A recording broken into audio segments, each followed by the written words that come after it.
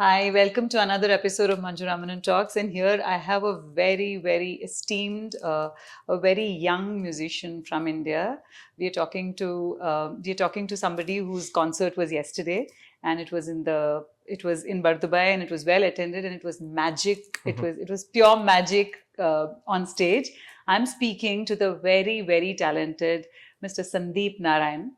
Uh, and welcome to the show. Thank you And so much. and there Thank is you. so much to talk to you about Dubai, about you, Sure. and the fact that it's reversed for you. You're from the US, Yeah. and you came back to India to explore more about Yeah. India. So tell Yeah. me about that first. Yeah. So I was born and raised in California and into a sort of very musical family. My Right. my mom teaches music even today. She has a big music school in Los Angeles, and my dad used to organize concerts from the early '80s. You know, he's one of the first people to bring artists to California, and when they were on U.S. tours and stuff. So I always had music in the house. We had musicians visiting us, and my older brothers were learning music. I'm the youngest of three boys. Okay. And so it was sort of like something that was always in the house, but not in a very, full-time Formal. professional, that sort of Mhm. thing. It was just we were all very passionate about music, Okay. Carnatic music.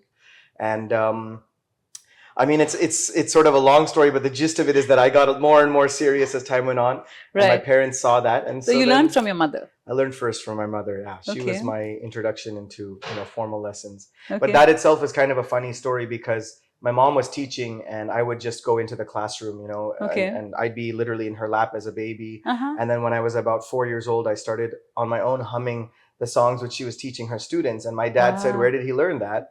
And then she said, "I was just teaching yesterday the class. I was teaching this Geetam or something." And then they thought, okay, maybe we should actually teach him properly. And Okay. that's when my mom started actually teaching me classes. So what was your first? I think the Do you first remember? thing that I was humming that my parents always tell me when I was just like 4 years old is that I was humming the Geetam. And I don't even remember it now. I don't even know the Geetam now, but apparently at that time I could sing the whole thing. Okay. The first song that I ever sang on stage, which was for the Tyagaraja Aradhana. And how old were you? Maybe 7, 6, I don't Wow, know. that's My really dad young. might say I was even 5. I don't know if that's true. Parents sometimes exaggerate, so I got to go back and look at the exact dates. But I do know that the song was Ramin Suvarevarura. That song, yeah. Wow. Tyagaraja's Kriti. So Okay. that was the first song I ever sang on stage. I was very young. How interesting. And you grew up in the US with other influences, but this stays as a strong part of you. What about other Western influences to your music? Do you also listen to other music? And Yeah, I mean, growing up in the US, right. I obviously listened to a lot of American music. At that time, probably more like rock.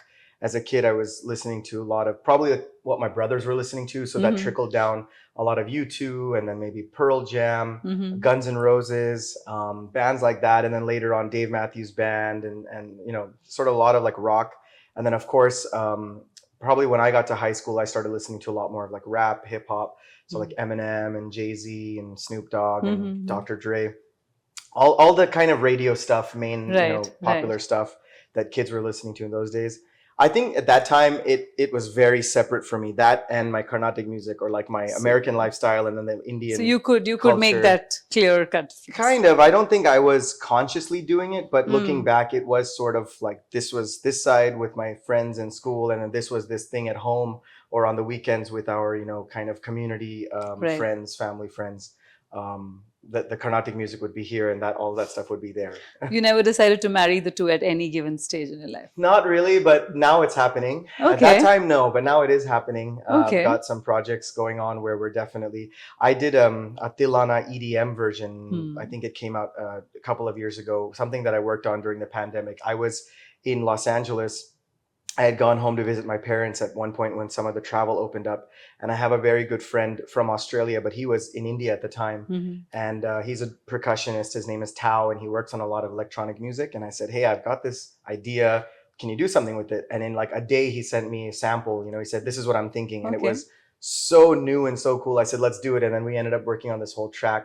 Okay. So we did like an EDM or electronic version of a Tilana, which was a lot of fun. Lovely. And then since then, I've just been kind of exploring different sounds. And now I'm working with an artist, a Toronto-based artist named Janssen, who's also a percussionist and a producer. And we've worked on 5, 6 tracks, which completely use sort of hip hop music and grooves and samples, and then over that I have sung raga, alapana, swarams, some lines of songs, tanam. It kind of all kind of goes in and out. So Oh, we're working on a interesting. whole new sound with that. So I think now that's happening a lot. I mean, So you I've finally kind of justified explored. your Yeah, now I the can tell two my worlds. parents that it's good that I listened to that music growing up. Otherwise, they would Say say, no, "What is corrupted. this?"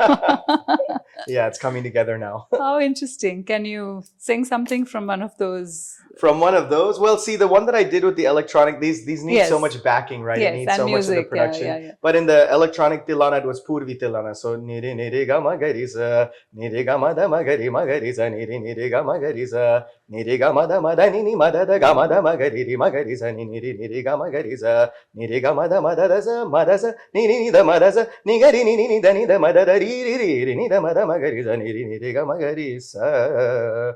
So over this, there's a lot of backing drums, electronic stuff happening, and sound effects and things. So it's like it's a pretty crazy, like And cool. out there version and out there approach to the tilana. But yeah, we liked it. It was just something fun to do. Right. And of course, not very many people take to classical music as a profession, and you're one of the few who did, because a lot of it, a lot of film music is around us still. I mean, thank God, there's an independent music movement happening across the world, so there are alternatives. But at one point of time, it was largely film music, which was dominant, and everybody aspired to be a singer, a playback singer. Did you have any of those aspirations at that time? And did it change over the years? I have always been open to the idea of singing for a film if it came. It's 2-3 times when I've been approached, and for different reasons, we didn't finalize on those. Usually sometimes I feel that my voice doesn't fit, or sometimes they feel that ultimately my voice doesn't fit. But either way you look at it, yeah, so far I've not sung for any films.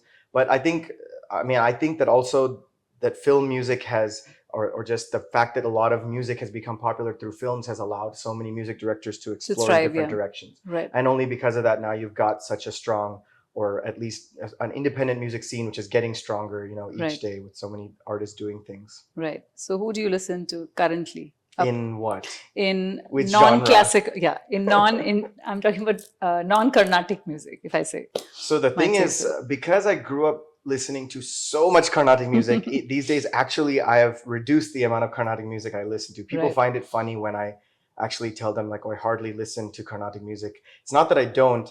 It's just that sometimes you also feel saturated by it, because my whole life is just Carnatic music and my own exploration into it.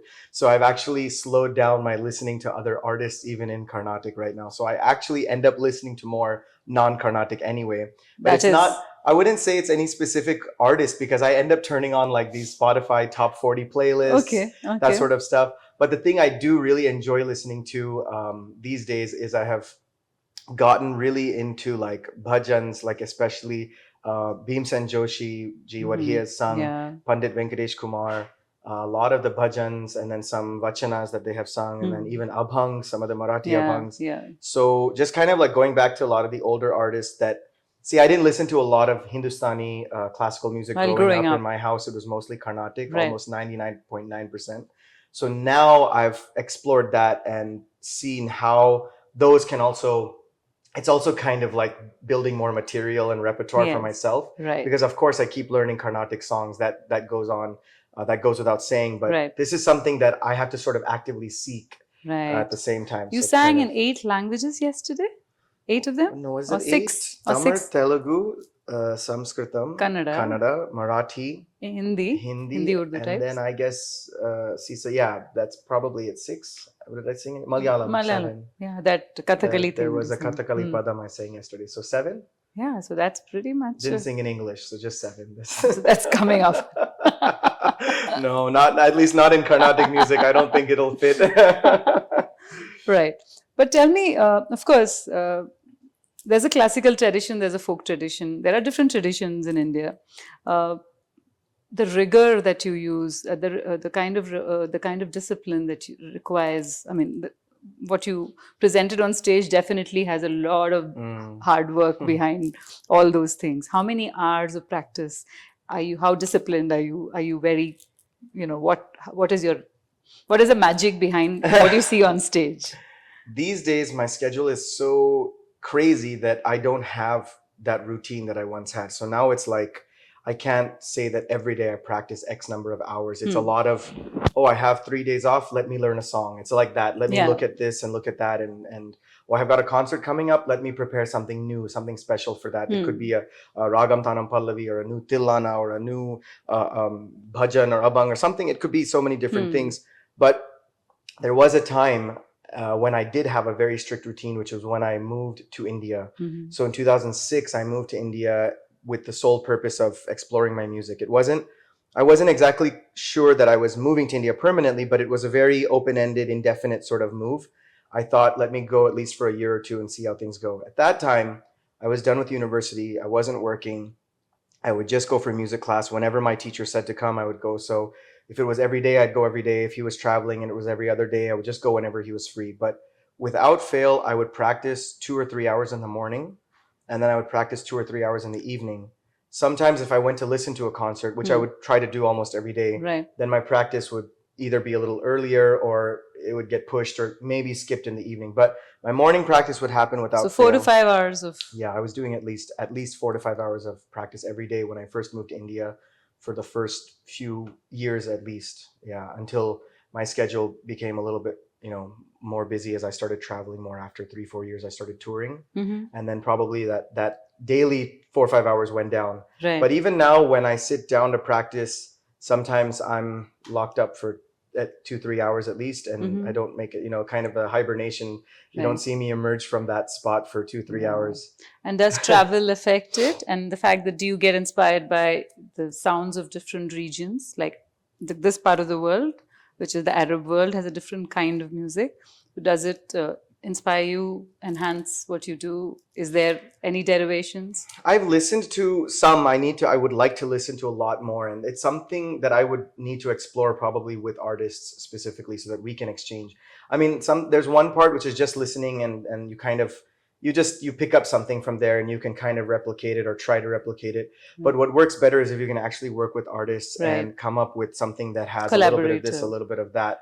That's what is more inspiring usually and works better in a performance. So I wouldn't say that I've taken anything specifically from the Arab world, although I have listened to some Middle Eastern music and Lebanese music, and I've heard those things, those sounds, but I don't know how much it has come into my music. Probably not much.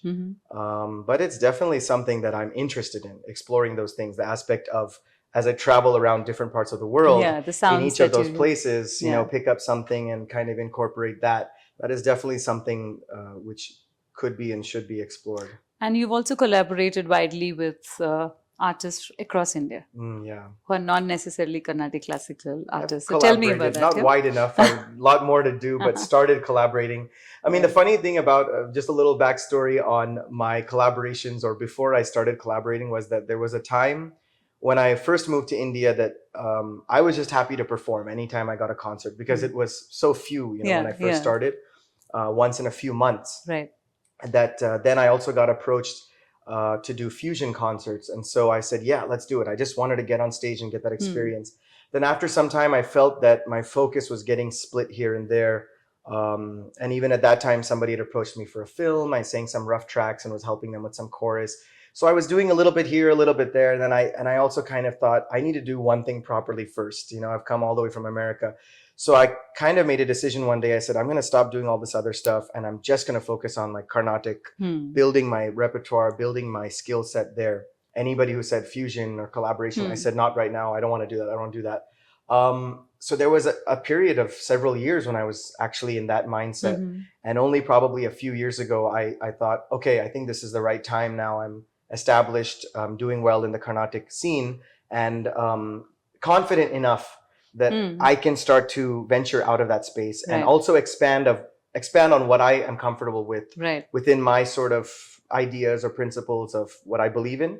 I sort of just open that box a little bit. And that's when I kind of got some opportunities to collaborate. And probably when I started singing for the Mahashivaratri celebrations at Isha Yoga Center in Coimbatore was when I got to meet a lot of artists and speak to them. And then I had the chance to work on a sort of folk song with Parthiv Gohil. Wonderful Gujarati singer, fantastic singer, amazing artist. I had heard him perform, and I just totally like fell in love with his voice and his approach. And I remember the next year he came, next year or 2 years later, and he was doing his rehearsals, and I just sat in a corner, and he came and spoke to me. I didn't even know he knew who I was, and I was so excited that I just kind of sort of shyly, I just said, "Do you think we can do something together?" And he said, "Absolutely, let's do it." And immediately we started working on a piece where I was doing a Tamil folk song, Kavadi Chindu, and then he said, he was like saying, "I'll get some similar lyrics, some similar tune, and it'll be in the Gujarati folk style." So that was really nice. That came together that year. We did a piece together.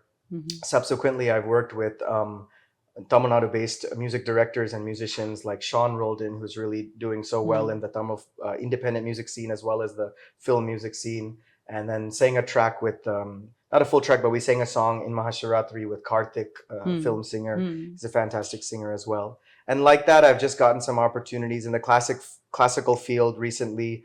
Worked on a piece a couple of years ago, rather, with Mahesh Kaleji, who's a fantastic Hindustani singer. And we go way back. So then, how did you meet him? So I was an undergrad student in 2002 at UC Santa Barbara. I started my undergrad. He was a grad student at the same university. Okay. And somebody just said, "Oh, you're an Indian musician. He's an Indian musician. He's Hindustani. You're Carnatic." And literally, we just met like that. And I remember one day he came over, we were just having a cup of coffee, and he wanted to see the dorms because he was a grad student. So he said, "Can I see like how these dorms?" And I had my music book, and he was just going page by page through my music book in my dorm room, and he was fascinated, and he said, "What is this? How is this? What is this ragam?" And so that just opened up so many discussions with us, and we've stayed in touch. And last year we performed we've performed Jugalbandi concerts together probably 10, 12 years ago, and then there was a long gap where both of us were must have been exploring such an our own solo careers. Right? Yeah, absolutely. That was a really cool time. I first started performing with him 10, 12 years ago. Then after a long gap, last year we reconnected on the stage. And you're both serious musicians. Very serious. Now. And we've both explored so much in our solo careers that we were able to bring a lot more back to the table to each other. And it was an amazing experience. We both performed at Sawai Gandharva Festival in Pune in December. Right. That was my first time in that festival. I mean, what a energy and what a space that they have created there, that, it's unbelievable. So that was really amazing, these collaborations, and more to come this year. I can't talk about it yet. We're working on things. You'll find out soon. I can't say yet. Amazing. It's so things beautiful. Things are in the pipeline. And the fact that the tradition is kept and upheld and enhanced with a generation which probably also needs to get more of it. Yeah. So how do you, the fact that a lot of classical traditions are dismissed as uncool because they're too difficult. Yeah. But you're one of them. I'm trying to bring the cool factor back. Yeah, that's one of my top priorities. Absolutely. See, the content, it just needs to be packaged well. It's like anything you look at, the content doesn't need to be changed. It can be genuine. It can be the you real don't have hardcore to lie. stuff. You can be exactly. Let's not change it and just call it Carnatic music for the sake of it. It is Carnatic music, or it is Hindustani, or it is classical or folk, whatever that is, these traditional styles basically. But package it, present it in a way that can connect to more people. Right. So that's kind of what I'm also trying to do. I'm definitely going in that direction, where within my comfort zone, of course, just seeing what we can do. But the concept of a comfort zone anyway changes every day. I'm a little more comfortable to do this and that as the day goes, and as each day goes, and I learn more things. But basically that's what I mean, though, that organic evolution and that growth, that has to happen. And today with social media and YouTube, we have the ability to reach people instantly. Right. So there's not like, okay, I've been working on something, I don't know how I'm going to reach the world with it. You worked on something, you reach the world in 2 seconds. Immediately. So when it's like that, we have this amazing opportunity to reach millions around the world, potentially. Right. So it's just about us working behind the scenes, figuring out how do we package these in a way that is appealing to, people, mass audience. It's not, I really don't think there's any point in saying, well, no, this is only for a small community. This is only for a small group of people. Right. Because eventually that group is going to get smaller and smaller and smaller. And what happens one day when it goes to 1 and then to 0? Right. There's one question I always had in my mind, because I know that the northern and the classical tradition of Hindustani music does have a gharana system. Yeah. Is it also part of the Carnatic classical system? Not really. And why? Yeah, in Carnatic music, it's always been, not always, but for the most part, it's been sort of accepted that you can learn from different teachers. Maybe not 100 different teachers, but many times somebody is an exponent in one form. You know, somebody could be very good in vachanas, Kannada kritis, or very good in certain Kavadi Sindhu expert, Tamar songs, or this person. You'll go to people who say that they have a wide variety of Bharatiyar kritis, or even going further back, like a Kotishwara, or even further back, like Gopalakrishna Bharati, Neelakanta Shivan, and these sorts of artists, these composers. So when it's like that, you can't always learn everything from one person. So we have that. We've always had that thing that it's okay to go to other artists here and there. Now I have found, at least what I've heard, is that even in the Hindustani tradition, that this concept of gharana is kind of getting mixed. People go a little bit here, a little bit there, and almost like a new gharana kind of gets formed because these amalgamations. And that is also becoming more widely accepted in their system. I think it's just that with time, that's also going to happen there.